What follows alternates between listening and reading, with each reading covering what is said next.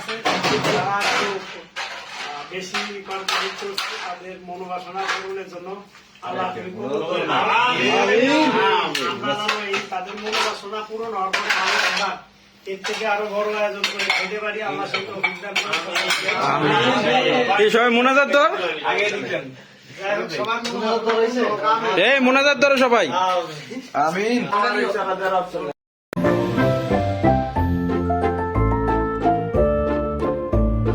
ইমাম ভাই চান একটু, ইকরাম ভাই চান, স্যার ঠাকুর ভাই,